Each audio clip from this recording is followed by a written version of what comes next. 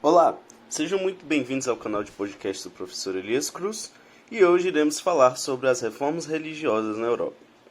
Ao longo da história houve divisões entre os seguidores do cristianismo. No século XI, por exemplo, ocorreu o grande cisma do Oriente, que dividiu o mundo cristão em duas grandes igrejas, a Igreja Católica do Ocidente e a Igreja Católica do Oriente, ou Igreja Ortodoxa. Outra grande ruptura da cristandade aconteceu no período do século XVI. O resultado dessa ruptura ficou conhecido como Reforma Protestante, que levou ao surgimento de diversas igrejas cristãs, independentes da Igreja Católica, chamadas genericamente de protestantes. A designação Reforma Protestante abrange em geral seus dois movimentos históricos principais, a Reforma Luterana e a Reforma Calvinista, mas pode incluir também a Reforma Anglicana. O alemão Johann Gutenberg desenvolveu no século XV a imprensa ou tipografia, que era um processo de impressão com tipos móveis de metal que possibilitou a reprodução em série de um mesmo texto. A difusão desse processo contribuiu para o aumento da produção de livros, entre eles a Bíblia, que foi o primeiro livro que Gutenberg imprimiu, e que a partir de então pôde chegar às mãos de um número maior de fiéis. A Bíblia impressa apareceu primeiro em latim e grego, mas depois do século XVI foi traduzido para outras línguas, como o alemão, o francês e o inglês, ampliando o número de leitores potenciais. Com isso, cada vez mais pessoas começaram a ler os textos sagrados cristãos, depois dos séculos de domínio dos sacerdotes católicos sobre eles. Tal fato favoreceu o surgimento de novas interpretações dos textos cristãos, os quais, sem a intermediação dos padres, nem sempre estavam em harmonia com os ensinamentos da Igreja. Neste cenário, ganhou força, por exemplo, uma corrente religiosa que, apoiada na teologia de Santo Agostinho, afirmava que a salvação do ser humano era alcançada unicamente pela fé. Essa ideia contrariava a interpretação dominante dentre os líderes da Igreja, baseada em Santo Tomás de Aquino, segundo a qual a fé precisava ser acompanhada das boas obras para conduzir à salvação eterna. Essa divergência gerou debates acalorados e muitos conflitos entre os cristãos. Nessa época, aumentaram também as críticas a certas práticas e condutas do clero católico. Primeiro, para obter recursos econômicos, membros do alto clero iludiam milhares de cristãos por meio do comércio de relíquias sagradas, em geral falsas. Essa prática era conhecida pelo nome de simonia. Nessas transações, eram vendidos, por exemplo, espinhos que coroaram a fronte de Cristo, palhas da manjedoura de Jesus, panos embebidos no sangue do rosto Salvador, objetos pessoais dos santos, etc. O segundo ponto foi que muitos membros da igreja também negociavam indulgências, isto é, o perdão dos pecados. Assim, os fiéis poderiam comprar a salvação eterna mediante determinado pagamento, destinado a financiar obras da igreja. E o terceiro grande ponto foi que boa parte dos sacerdotes, especialmente do baixo clero, desconhecia a própria doutrina católica e demonstrava falta de preparo intelectual para as funções religiosas, fragilizando ainda mais a imagem da igreja. Durante a Idade Média, a Igreja Católica censurava a usura, isto é, o lucro excessivo, defendendo preços justos nas transações econômicas. Essa recomendação, no entanto, começou a incomodar os capitalistas nascentes. É que alguns comerciantes ficavam divididos entre a busca do lucro e as obrigações morais católicas, que recomendavam moderação. Aqueles que buscavam grandes ganhos econômicos se sentiam confortáveis se pudessem contar com uma nova ética religiosa, mais adequada ao espírito capitalista nascente. Esse anseio burguês foi atendido em parte por alguns ramos do movimento protestante. Com o fortalecimento das monarquias nacionais, surgiram diversos conflitos políticos entre autoridades da Igreja e alguns governantes europeus. Representando a unidade nacional, os soberanos viam a autoridade do Papa uma barreira para o fortalecimento de seu poder. Alguns governantes passaram a encarar a Igreja, que tinha sede em Roma e cujo idioma oficial era o latim, como uma entidade estrangeira que interferia em seus países. O Papa e outros membros do clero, por seu lado, insistiam em apresentar a Igreja como instituição universal, que unia culturalmente o mundo cristão. Essa noção de universalidade, entretanto, foi perdendo força à medida que crescia o sentimento nacionalista. A tendência era cada estado, por meio de seu dirigente, afirmar suas diferenças locais em relação aos demais. A Reforma Protestante teve como um dos seus principais iniciadores Martinho Lutero. Nascido em Eisleben, cidade que pertence à atual Alemanha, Lutero estudou direito por influência do pai. Tinha, no entanto, inclinação para a vida religiosa e em 1505 ingressou na Ordem dos Agostinianos, que segue as concepções do Santo Agostinho. Em 1510, Lutero viajou a Roma, sede da Igreja Católica, onde teve impressões decepcionantes em relação ao alto clero. Ele regressou abalado com aquilo que considerou um ambiente de corrupção e avareza. Entre 1511 e 1513, Lutero aprofundou-se nos estudos religiosos e amadureceu suas ideias teológicas.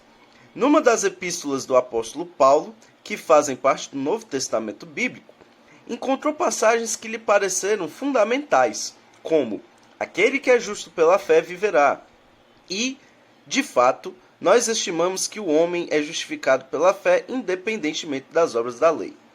Esses dois versículos, e pela interpretação dessas mensagens, Lutero concluiu que o ser humano corrompido em razão do pecado original só poderia salvar-se pela fé em Deus. Assim, a fé em Deus, e não as obras humanas, seria o único instrumento de salvação graças à misericórdia divina. Depois de um período de tensões em 1517, Lutero deu um passo decisivo que provocaria seu rompimento com a Igreja Católica. Com o objetivo de arrecadar dinheiro para a construção da Basílica de São Pedro, o Papa Leão X autorizou a concessão de indulgências aos fiéis que contribuíssem financeiramente com a obra. Escandalizado com a atitude do Papa, Lutero fixou na porta da igreja de Wittenberg, atual cidade da Alemanha, um manifesto público, as 95 teses, em que contestava contra essa medida e expunha alguns elementos de sua concepção religiosa. Tinha início uma longa discussão entre Lutero e as autoridades católicas, que culminou com a sua excomunhão em 1521. Para demonstrar seu desprezo à igreja, Lutero queimou em praça pública a bula papal que o condenava. Após a excomunhão, Lutero foi perseguido pelas autoridades católicas, que, entretanto, não conseguiram impedir a difusão de sua doutrina.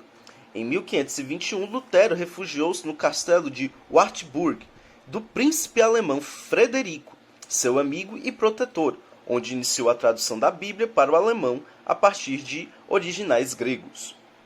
A exemplo de Martinho Lutero, foi seguido nas regiões de língua francesa por João Calvino, que liderou o movimento conhecido como a Reforma Calvinista. Nascido em Noyon, na França, Calvino estudou teologia e direito, aderindo às ideias de reformadores protestantes como Lutero e o suíço Zwinglio. Foi considerado herege e perseguido pelas autoridades católicas francesas. Em 1534, fugiu para a Suíça, onde o movimento reformista já se desenvolvia. De 1541 a 1564, Calvino governou a cidade suíça de Genebra, submetendo seus moradores a um governo que mesclava política e religião e impunha à população um sistema moral, por vezes considerado severo. Entre as condutas e práticas censuradas pelo calvinismo estavam o jogo, o culto às imagens de santos, a dança e o uso de roupas luxuosas e joias. Quem descumprisse as normas ou se rebelasse contra a doutrina era duramente punido. Em 1536, Calvino publicou sua principal obra, Instituição da Religião Cristã, na qual defendia que o ser humano estava predestinado ao céu ou ao inferno. Explicava que algumas pessoas haviam sido eleitas por Deus para a salvação, enquanto outras seriam condenadas à maldição eterna. O trabalho intenso e constante, recompensado pela prosperidade econômica, foi interpretado pelos seguidores de Calvino como um sinal da predestinação para a salvação. E como calvinistas pregavam o estímulo ao trabalho, a condenação ao desperdício e a legitimidade do lucro, as ideias calvinistas acabaram indo ao encontro dos interesses da burguesia, que identificava no sucesso de suas práticas econômicas algo merecedor da aprovação divina. Não podendo interferir nessa determinação de Deus, cada pessoa deveria viver de acordo com suas possibilidades. Assim, embora o luxo fosse censurado, A acumulação de riquezas e o lucro não eram considerados imorais nos termos em que a nova religião foi instituída. O calvinismo espalhou-se por diversas regiões da Europa Ocidental, como França, Inglaterra, Escócia e Holanda, dando origem a diversas correntes locais, como a dos huguenotes e a dos puritanos e dos presbiterianos. Na Inglaterra, a reforma religiosa promovida ficou conhecida como Reforma Anglicana. Sem motivações prioritariamente éticas ou doutrinárias, não constituía um rompimento radical com o cristianismo católico, como nas reformas mencionadas anteriormente. O principal articulador desta reforma foi Henrique VIII, que foi rei da Inglaterra entre 1509 a 1547, sendo um fiel aliado do Papa, tendo recebido o título de defensor da fé. Entretanto, uma série de questões o levou a romper com a Igreja Católica e a fundar uma Igreja Nacional na Inglaterra. O primeiro grande problema foi que o clero católico exercia grande parte da influência na Inglaterra. Para fortalecer o poder da monarquia inglesa, era preciso reduzir a influência do Papa dentro do país. Para Henrique VIII, a Igreja era vista como uma grande monopolizadora de terras e, principalmente, do comércio de relíquias sagradas. Setores da nobreza inglesa queriam apossar-se das terras e dos bens da Igreja. Para isso era preciso apoiar o rei, a fim de enfraquecer o poder das autoridades católicas. E o terceiro grande motivo para o rompimento de Henrique VIII, e o principal, foi que Henrique VIII teve negado pelo Papa o pedido de anulação de seu casamento com Catarina de Aragão. O rei queria romper o matrimônio por 3 razões principais: devido à origem espanhola da esposa, já que o governo da Espanha, na época, era inimigo do governo inglês. O segundo motivo era por ela não ter gerado um herdeiro do sexo masculino para o trono. E o terceiro era porque ele queria se casar com Ana Bolena, sua amante, de quem esperava um herdeiro. Diante da recusa do Papa, o rei conseguiu que a anulação fosse reconhecida pelo parlamento e pelo alto clero inglês. Em 1534, o parlamento inglês votou o ato de supremacia, pelo qual Henrique VIII tornava-se o chefe supremo da Igreja da Inglaterra. Assim, foi criada a Igreja Anglicana, sem grandes modificações em termos de doutrina e culto em relação à Igreja Católica. A Igreja Católica não ficou imóvel diante da Reforma Protestante. Uma parte do clero e grupos de fiéis sabiam que era necessário acabar com os abusos praticados por muitos de seus membros e reformar a instituição. Consideravam também urgente promover um movimento de reafirmação dos princípios da doutrina católica, que ampliasse o número de seus seguidores. Foi nesse contexto que se adotou um conjunto de medidas conhecidas como Reforma Católica ou Contra-Reforma. No início, a primeira reação das autoridades da Igreja foi punir os principais líderes protestantes, como fizeram com Lutero e Calvino. Com isso, esperavam que as ideias dos reformadores fossem sufocadas e o mundo católico recuperasse a unidade perdida. A tática, no entanto, não deu bons resultados. O protestantismo espalhou-se pelo continente, conquistando um crescente número de seguidores. Em aproximadamente 50 anos, as igrejas protestantes tinham conseguido a adesão de cerca de 40% dos europeus ocidentais. Essas disputas religiosas transformavam-se frequentemente em guerras violentas devido à vinculação entre o Estado e a religião. Nas guerras religiosas desse período, os protestantes contavam com o apoio de tropas dos soberanos da Inglaterra e da Dinamarca, dos príncipes alemães e de outras regiões mais ligadas ao leste europeu. Já ao lado católico, dispunha, por exemplo, das forças do imperador Filipe II da Espanha, que em seu vasto império perseguiu duramente os protestantes. Um dos mais célebres e trágicos episódios das lutas religiosas aconteceu na França, em 24 de agosto de 1572, e ficou conhecido como Noite de São Bartolomeu. Neste episódio, milhares de protestantes franceses, conhecidos como huguenotes, foram massacrados em Paris por forças católicas, a mando do rei Carlos IX, diretamente influenciado por sua mãe, a rainha Catarina de Médicis. Nos desdobramentos desse massacre, estima-se que tenham sido mortos cerca de 20.000 huguenotes. Contrapondo-se a essa concepção que vinculava o Estado a uma única religião, líderes religiosos como Menno Simons pregavam que a fé era um dom de Deus, e por isso não poderia ser imposta pela espada de algum governante. Mas vozes como essa ecoavam isoladas. Em 1534, o religioso católico e ex-militar espanhol Inácio de Loyola fundou a Companhia de Jesus, também conhecida como Sociedade de Jesus ou Ordem dos Jesuítas. Posteriormente, em 1540, o Papa Paulo III aprovou a criação dessa ordem e de seus estatutos gerais. Inspirados na estrutura militar, os jesuítas consideravam-se soldados da Igreja, cuja missão era inicialmente combater a expansão do protestantismo.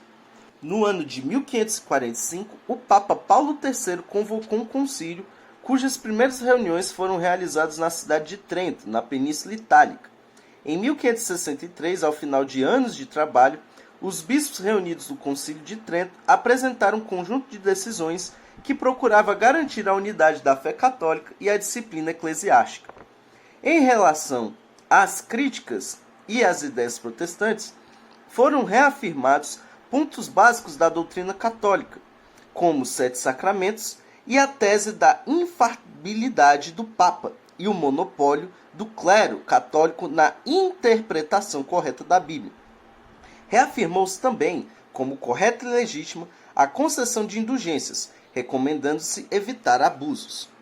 Os bispos determinaram ainda a elaboração de um catecismo com os pontos fundamentais da doutrina católica, a criação de seminários para a formação de novos sacerdotes e a manutenção do celibato sacerdotal. Os tribunais da Inquisição criados pela Igreja Católica em 1231 para investigar e punir crimes contra a fé católica foram com o tempo reduzindo suas atividades em diversos países. Entretanto, com o avanço do protestantismo em meados do século XVI, a alta hierarquia da Igreja e alguns governantes católicos decidiram reativar a Inquisição. Uma das atribuições dos inquisidores foi a organização de uma lista de livros proibidos aos católicos. Além disso, receberam do Papa autorização para utilizar até mesmo a tortura como forma de obter a confissão dos acusados. Enfim, este foi o podcast de hoje. Espero que vocês tenham gostado. Curta o vídeo, assine o canal e compartilhe, para que a disciplina de História se torne um tanto mais relevante no cenário nacional brasileiro. Valeu!